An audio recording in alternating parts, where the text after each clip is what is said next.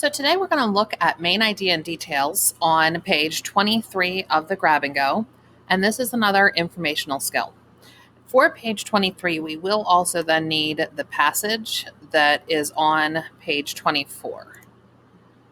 So the skills for main idea and details, we need to determine the main idea and supporting key details, use the main idea and details to write a clear summary of the text. Now, two things that are developing, which means they won't be tested, but we need to work on them because you will need them in future grades as a tested skill.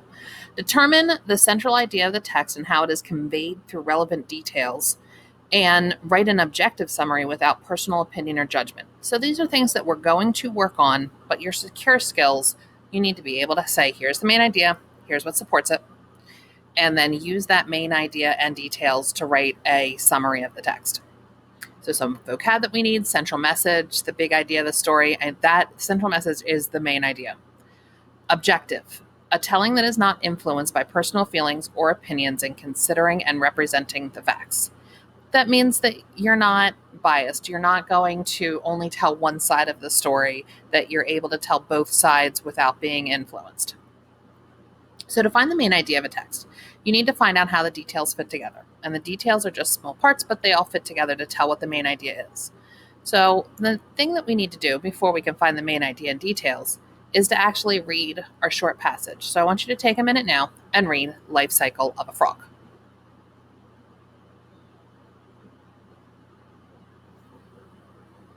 So after you've read that, we can then go back and look at the main idea and details.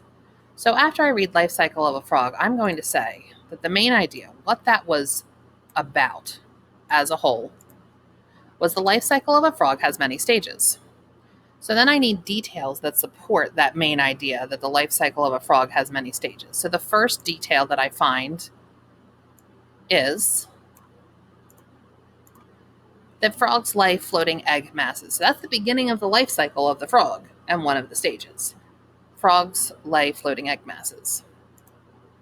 Well, the next detail that I get for this main idea is that tadpoles develop in the eggs until they break free. So that's the next stage of the life cycle.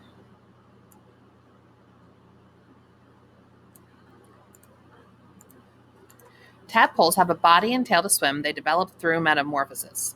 So that is giving me some more information about the life cycle and how they change.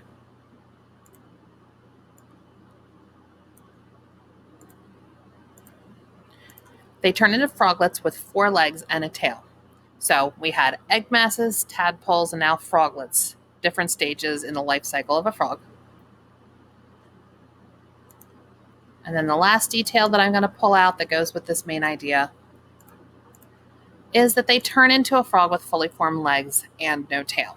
So then I'm gone from the beginning of the life cycle all the way to the end of the life cycle, and then they would have more eggs, which would then complete the cycle and have it start again.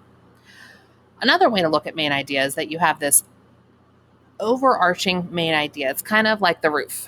And then you have these details that hold up the main idea. So while this little graphic organizer up here with the hand is fun, it might not be the best use of space. But you can think about the main idea, it covers everything, and then the details are the small parts of that hold it all up.